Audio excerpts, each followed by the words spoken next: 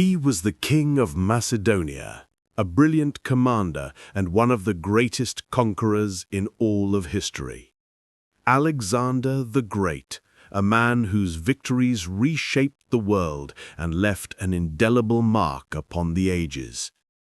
At the age of 20, he became king, and by 30, his name was known across the entire world. In this story, you will learn how the young monarch crushed mighty Persia and rose to become Pharaoh of Egypt. Why, despite all his triumphs, he chose to march even farther into the distant lands of India. What secret lay behind his leadership and the fierce loyalty of his army? And what truly happened on the day of his mysterious death? We shall uncover these riddles and speak of a man who changed the fate of nations, a man whose legacy lives forever in history. Suggest new topics in the comments and subscribe to the channel. Here we talk about history, from ancient legends to modern tales, from historical facts to mysterious plots. Make yourself comfortable. We begin. Alexander the Great was born in Pella, the capital of Macedonia, in 356 BC. His birth was far from ordinary, for, according to ancient accounts, the moment he entered the world, strange and almost mythic signs appeared. To her, this was a sign. Her son was destined to become a ruler unlike any other. It is no coincidence that so many legends about his life began with these images, blending the real with the mythical. For Alexander was not merely a man, he was a symbol of greatness, a herald of a new age in history. Olympias herself was a woman of fierce will and unshakable determination, a princess of Epirus, powerful, influential, and deeply independent. Surrounded by politics and intrigue, she shaped her son with a clear purpose: to raise a future leader, even if it required harshness, discipline, and unbending resolve. She was convinced that her son was meant not just to rule, but to transform the world, like the mythical Heracles, whose heroic ideals she sought to instill in Alexander from childhood. His father, Philip II, played no smaller role. A brilliant general, strategist, and builder of the formidable Macedonian army, Philip forged a kingdom that rose to dominate Greece. Though consumed by ambition and power, he stood as a towering example to his son, a man whose achievements were earned through toil, sacrifice, and war. Alexander admired him deeply, for Philip was not merely a warrior, he was the architect of Macedonian strength, and his influence shaped the young prince's understanding of destiny and leadership. Yet despite his burdens, Philip did not neglect his son. And one of the most defining moments of Alexander's youth came when he was placed under the guidance of Aristotle, one of the greatest philosophers of his age. Aristotle opened for him the worlds of philosophy, science, politics, and culture. He taught him that wisdom and power are inseparable, that the mind can be as sharp a weapon as the sword. This became the foundation of Alexander's future. Not merely a commander, but a thinker capable of shaping history through strategy and intellect. Yet his youth was not spent only in study. Alexander was trained in warfare, leadership, and governance from an early age. At just 16, when Philip left for campaign, Alexander became regent of Macedonia and proved his worth by crushing a rebellion in Thrace. It was his first military victory and undeniable proof of his abilities. As years passed, Philip entrusted him with ever greater responsibilities. Alexander's ambition grew with him. He was no passive heir waiting for his time, he already felt the pull of destiny. Even in childhood, he imagined expanding his father's realm, unaware that one day he would build an empire of unimaginable scale.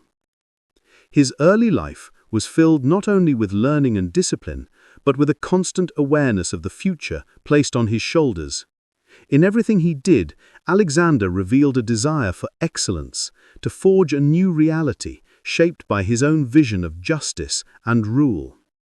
His upbringing, his parents, his victories and lessons all shaped the young prince who already sought to surpass those before him.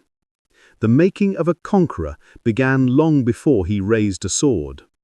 His childhood was the first chapter in the story of a man destined not to rule a kingdom, but to rule the world.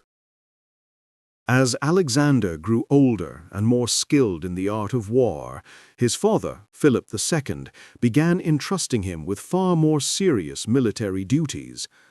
Though still not yet of age, Alexander had already been tested in battle, and each test revealed his sharp mind and natural talent for command. But the first truly decisive trial of his life came at the Battle of Chaeronea in 338 BC. It was here that Alexander first showed himself as a true commander, and it was here that his military reputation would begin. Chaeronea was not a simple clash of armies. It was a struggle that would determine the fate of Greece itself. On one side stood Macedon, led by Philip II. On the other, a coalition of Greek city-states, most notably Athens and Thebes, united in a last attempt to preserve their independence. At only 18, Alexander commanded the cavalry on the right flank, and in the decisive moment, he showed a level of composure and strategic brilliance rare even among seasoned generals. When the battle reached its most critical point and the Macedonian line was under pressure, Alexander seized the moment. He led a sudden, ferocious charge directly into the elite Theban infantry, the Sacred Band. His assault broke their formation, and the tide of battle turned. Victory belonged to Macedon. With this baptism of fire, Alexander proved himself not only a brave soldier, but a commander capable of shifting the fate of entire nations. Many ancient sources claim that Philip, watching his son in triumph, declared, "My victory would be nothing without your bravery, my son." This moment marked the true beginning of Alexander's military career, the first sign that he was destined for greatness long before he wore a crown. After Chaeronea, he returned to Pella to continue his studies, but now he carried the confidence of someone who no longer felt like a prince, but a rightful heir, a leader in his own making. As he watched Philip turn Macedon into a dominant military power, Alexander understood that his duty was not merely to preserve this strength, but to expand it far beyond anything his father could imagine. Soon after Chaeronea, Philip launched new campaigns, strengthening Macedonian control in Greece. Yet even with his father's victories, Alexander knew his time had not yet come. He dreamed not only of conquest, but of forging a new unified civilization built on Greek culture and Macedonian military might. His vision was more than ambition. It was prophetic. To achieve it, he would need immense will and the power to redefine history itself. Meanwhile, Macedon faced tension and unrest. Rival rulers watched its allies with suspicion, and revolts began to stir. Yet through this instability, Alexander stayed focused, always seeking the next chance to prove himself. And as time would show, these early steps were only the beginning of his path toward a vast and legendary empire. The death of Philip II, King of Macedonia, sent shockwaves not only through Alexander's heart, but through the entire world his father had fought to command. Philip was murdered in 336 BC during the wedding of his daughter Cleopatra, who was marrying Alexander of Epirus. In the midst of celebration, as Philip walked toward his royal seat, a blade struck him down. The killer, Pausanias, one of his own bodyguards. Whether he acted alone, out of vengeance, or at the command of hidden conspirators, remains a mystery to this day. Some blame palace intrigue. Others accuse Philip's political enemies, furious at his growing power. Whatever the truth, the king's death became a turning point, not only for Macedonia, but for all of Greece. At just 20 years old, Alexander stood face to face with overwhelming responsibility. His father's death left a wound in his heart and a throne standing on the edge of chaos. Everything Philip had held together, alliances, armies, fragile loyalties, now threatened to break apart. The young king had to prove himself immediately or lose everything. Greece erupted in unrest. Several regions rose in rebellion, convinced Macedonia would fall apart under a boy king. Alexander had no time to mourn. He acted. His first challenge: secure Macedonia itself. Despite his youth, he crushed internal uprisings with speed and precision, suppressing revolts in Thrace and stabilizing the northern borders. At the same time, he strengthened ties with the Macedonian elite, earning the loyalty of powerful generals and seasoned commanders. Among them was Parmenion, an experienced strategist who would later play a crucial role in Alexander's future campaigns. Through force when needed and diplomacy when wise, Alexander secured not only control, but unity. All the while, he never forgot that his task was not merely to preserve his father's empire, but to expand it. In these first months of his reign, it became clear his eyes were set far beyond Macedonia. He saw the threat of Persia. He felt the pull of destiny. Alexander understood that his true test was only beginning, and the choices he made now would shape the future of the world. After securing his power in Macedonia and crushing the uprisings, Alexander could finally turn toward far more ambitious plans: the conquest of Greece and the strengthening of Macedonian influence across the Balkans. This, however, was only the first step, the beginning of a vast strategy that would soon extend deep into Asia. Greece, despite its political instability, remained central to Alexander's imperial vision, both for its strategic value and its cultural prestige as the heart of the ancient world.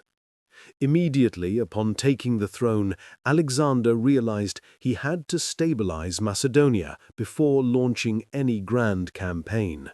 Several Greek cities still clung to their independence, and conflict was inevitable. Without fully subduing Greece, Alexander could not claim the role of unifier of the Hellenic world, and his ambitions would go no further than the Balkans. One of his greatest challenges came from Athens. The city was a powerful center of political and military influence, fiercely proud of its independence, as were Thebes. In 335 BC, while Alexander was in Macedonia, Athens began to rise in rebellion. But the young king acted with speed and precision. He would not tolerate weakness. Alexander's army marched on Athens, crushed the revolt, yet instead of destroying the city, he showed strategic diplomacy. Athens was brought under his control, not ruins. Still, Greece remained fractured. More uprisings could erupt at any moment. Alexander understood that force alone would not secure the region. He needed a political solution. And so he created the Corinthian League, a powerful alliance binding Macedon and the Greek city-states into a single political structure. The League unified nearly all of Greece under Alexander's leadership, with remarkably little bloodshed. It brought regional peace and cemented Macedonian influence. As its elected hegemon, Alexander stood not just as king of Macedonia, but as the recognized leader of the entire Greek world. This showed a different side of Alexander, not only a brilliant commander, but a diplomat capable of forging alliances through charisma, persuasion, and power. But even with the Balkans secured, Alexander did not pause. This was only the beginning. To pursue global dominion, he had to turn his gaze eastward, towards Asia, with its vast wealth, and above all, towards the mighty Persian Empire. Before marching east, he strengthened his internal position, ensuring nothing would distract him from what lay ahead.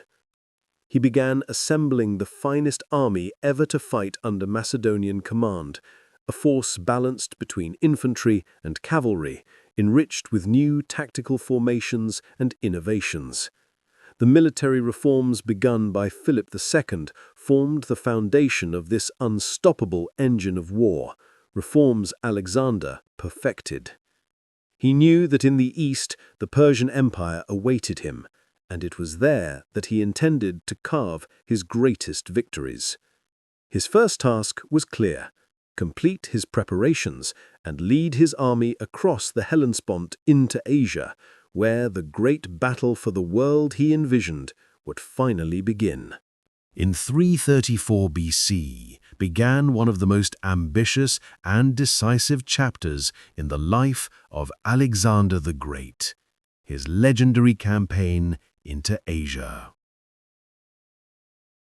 This was the turning point, the moment when all his dreams, all his plans, and all his boundless ambition stepped out of the realm of thought and into the real world. Alexander was ready to strike at the greatest empire of his age, Persia. The reasons for this campaign ran deep. It was revenge for past defeats of the Greeks, Marathon and beyond. It was a chance to restore honor. It was Alexander's own desire to carve his name into world history as a conqueror without equal. But more than that, deep within, he sensed the possibility of creating not just an empire, but a new order built on the ideals he cherished. The historian Arrian wrote that the very first step was the most important, and that step was crossing the Hellespont. When Alexander's army crossed the narrow waters separating Europe and Asia, it symbolized far more than a geographical transition. It marked the beginning of a new era, a leap into a world of immense battles, trials, and possibilities. Ahead of him stood the Persian army, vast, powerful, and far larger than his own. But the Macedonian troops were seasoned, disciplined, and fiercely loyal. And Alexander had something Persia did not: a brilliant mind for strategy. The first major test of this campaign was the Battle of Issus. This was no ordinary battlefield. Here two worlds collided: Greek discipline against Persian might. Darius III, king of Persia, brought an army nearly twice the size of Alexander's, yet the Persians were stretched along a narrow coastline, a fatal weakness. Alexander launched his cavalry at the flanks, driving pressure into the weakest points of the Persian line, cutting through their formations with speed and precision. Darius, realizing his army was breaking, fled the battlefield, leaving behind his soldiers and his reputation. It was a crushing defeat for Persia, and the moment the world recognized Alexander as a truly great commander. Yet Alexander did not descend into cruelty. Unlike many conquerors, he spared Persian captives, welcoming them into his ranks. He sought not destruction, but unity, an empire woven from many peoples. Victory at Issus was only the beginning. Alexander pressed forward, taking key cities and marching ever deeper eastward. He gathered resources, strengthened his forces, and prepared for the next confrontation with Darius. These victories forged his reputation, the reputation of a commander destined to challenge the might of Persia itself. After securing victory in the Levant, Alexander marched south toward Egypt, a land ancient, sacred, and one of the most prized regions of the Persian Empire. Though once mighty, Egypt at this time was weakened and divided, its people weary under Persian rule.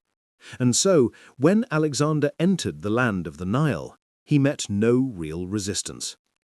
The Egyptians welcomed him as a liberator. They saw in him not a conqueror, but a ruler who brought hope, a man who would free them from Persian domination. The priests quickly recognized his potential power and offered him a title of immense significance, Pharaoh of Egypt. Becoming Pharaoh meant far more than political authority. It meant divine status, a bridge between gods and men. For the Egyptians, Alexander became not merely a foreign king, but a sacred figure. He embraced this role fully, not out of vanity, but strategy. A ruler accepted by the gods was a ruler accepted by the people. Soon Alexander founded a new city, Alexandria. It would become a gateway between East and West, a center of science, trade, and culture, a place where Greek and Egyptian traditions could merge into something entirely new. In centuries to come, its great lighthouse would become one of the 7 wonders of the world, and the city itself would stand among the greatest on earth. Alexander took part in sacred ceremonies, honoring Egyptian gods, walking the path of pharaohs before him. His respect for their traditions deepened his authority, making his rule not forced, but accepted.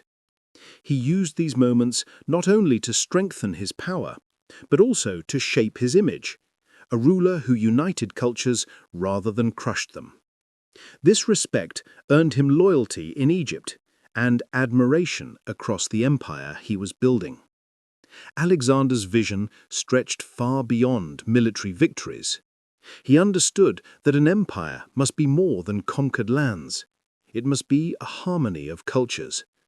Alexandria was his answer, a city where Greek and Egyptian ideas, sciences, religions, and traditions could blend into a new world.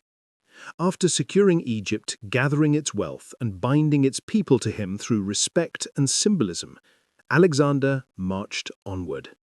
Egypt became a cornerstone of his empire, a symbol of his ability to conquer, unite, and inspire.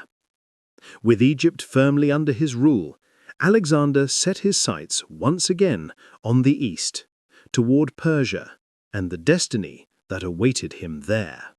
After the victory at Issus and the long advance across the eastern territories, Alexander approached the decisive moment of his entire campaign, the final barrier standing between him and global dominion. The Persian Empire, led by Darius III, remained the most formidable enemy he would ever face. The war that had begun years earlier now reached its climax. Though Darius had already suffered defeat at Issus, he still commanded vast resources and overwhelming numbers. The Battle of Gaugamela would determine not only the fate of Persia, but the fate of the ancient world itself. Darius assembled the greatest army he had ever commanded. Estimates range from 100 to 200,000 soldiers, infantry, cavalry, and even war elephants. A force drawn from every corner of the empire, elite Persian units, mercenaries, and loyal allies. But despite this vast power, Darius made one fatal mistake. He chose to fight on the open plains of Gaugamela, a battlefield perfectly suited to Alexander's maneuvers and mobility. Alexander knew that the Persian flanks would be vulnerable. As the battle began, and the immense Persian line stretched across the plain, Darius attempted to envelop the Macedonians from both sides.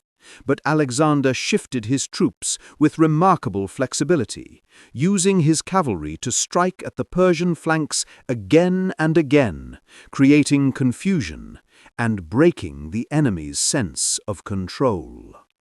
The turning point came when Alexander led his elite companion cavalry in a direct charge at the Persian center.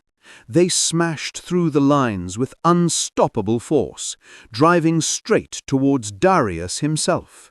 Seeing his center collapse and fearing for his life, Darius fled the battlefield. The Persian army, witnessing the flight of their king, broke in panic and retreated in chaos. Victory belonged entirely to Alexander. With Gaugamela won, the Persian army disintegrated. The Persian influence collapsed across the region. But Alexander's triumph was more than military. It proved that strategy, mobility, and audacity could overcome even the greatest numerical superiority. After the battle, he marched on the great Persian cities, Susa and then Persepolis. Susa, a cultural and administrative center, fell without a fight, stripping Persia of yet another vital resource.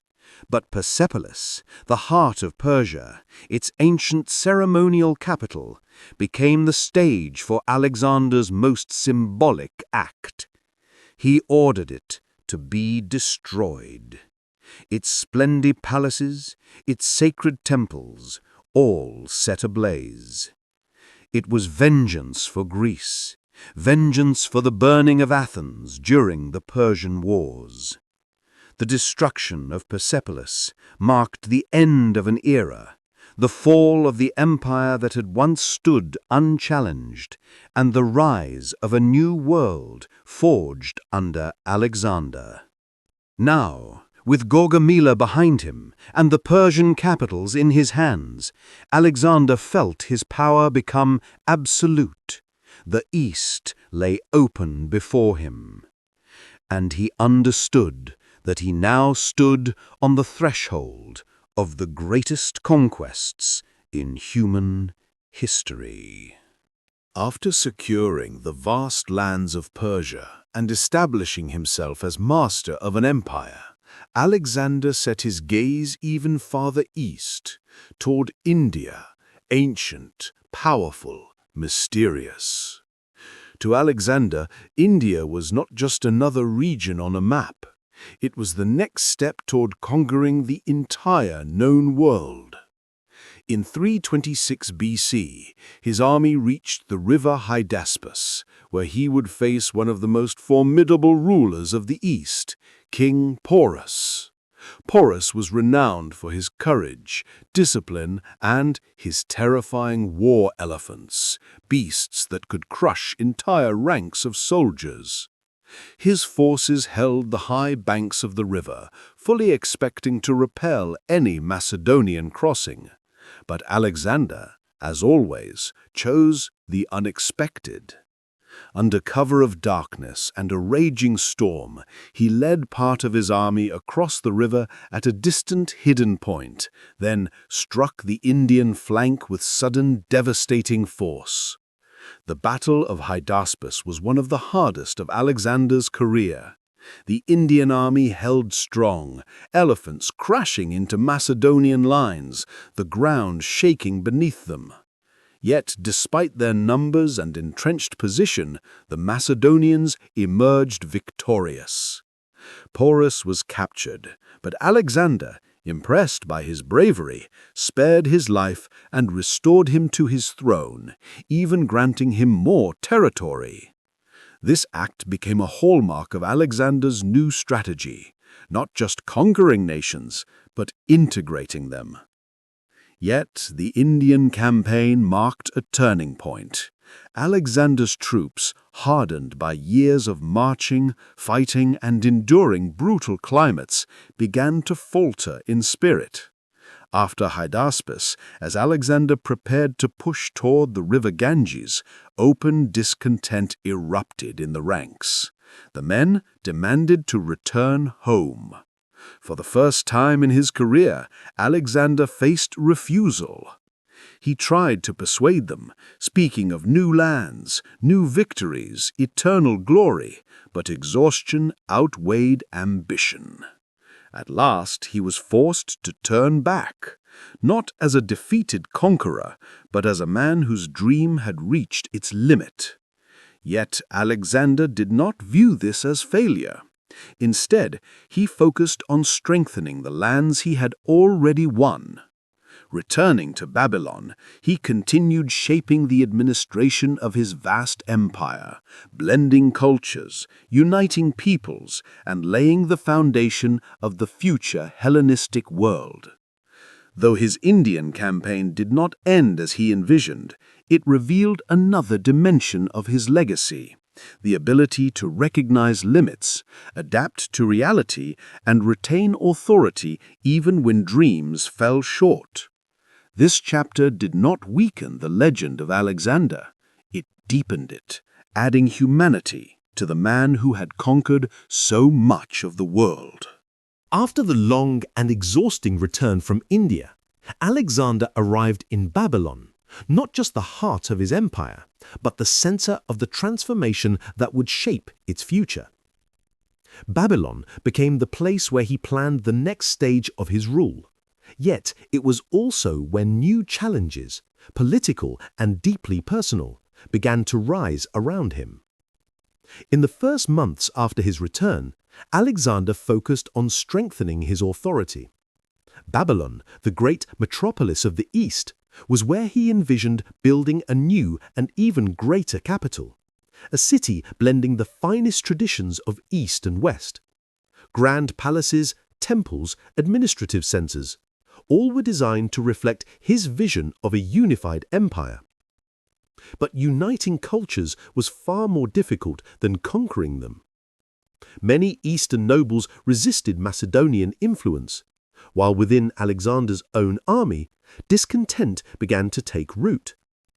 His attempts to introduce Eastern customs, including bowing before the king and elevating himself to divine status, were met with distrust and anger.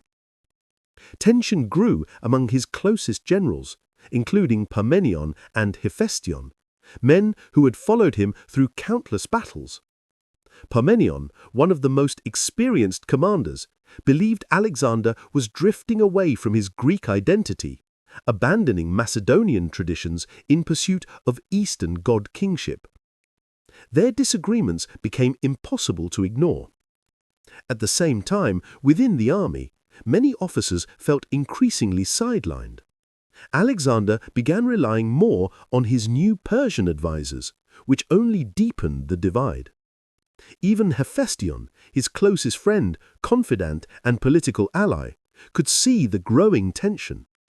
He supported Alexander's dream of cultural unity, but understood that such changes could lead to conflict within the ranks and the Macedonian homeland. Personal conflicts, political disagreements, and friction within the army became a constant part of Alexander's life. He realized that to maintain his empire, he needed not only military triumphs, but the wisdom to balance ambition with the fragile unity of many cultures. His dream of a universal empire, a world united under one ruler, now collided with the harsh realities of human pride, tradition, and resistance. Babylon became the place where Alexander began to reflect on his legacy, questioning how his empire would endure long after the battles had ended. With every victory his power grew, but with every new reform, so did the challenges he faced. In the end, Alexander's greatest struggle was not against enemies on the battlefield, but against the fracture within his own empire and within the people closest to him. The conquests of Alexander, his political decisions, his reforms, his boundless ambition reshaped the world. But in 323 BC, at the age of just 32, his life came to an abrupt and devastating end. His death in Babylon shattered not only those closest to him, it shook the entire ancient world. As in life, so in death, Alexander remained surrounded by mystery. In the final months of his life, his strength began to fade. His health deteriorated. Though outwardly he continued to lead, his body suffered from an illness that grew impossible to ignore. Contemporary accounts speak of a violent fever, one that grew more intense with each passing day. Some sources mention strange pains, hinting at an infectious disease. But it may also have been the toll of exhaustion, stress, and years of relentless campaigning. Rumors spread. His physicians disagreed on the diagnosis, and many believed that his illness was the result of foul play. Whispers of poison circulated among the Greeks and Macedonians. Fingers pointed at his closest generals, Antipater, Perdiccas, and others. A political conspiracy seemed entirely possible. Yet modern historians lean towards a far more likely cause: disease. The harsh climate of Babylon, heat, humidity, poor food, and constant physical strain could have triggered malaria, typhoid, or another deadly infection.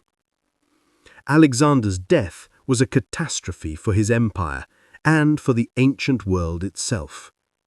Without his leadership, it was clear that the world he had built could not survive intact. His influence was so immense that his death immediately gave rise to countless myths. The most famous was the story of his final words: who should inherit his empire? According to legend, he answered, "To the strongest." That single phrase ignited a brutal struggle for power and ultimately led to the collapse of his empire. With no clear heir, Alexander's generals, the Diadochi, began carving the empire apart, vying for control over each region. The myths multiplied.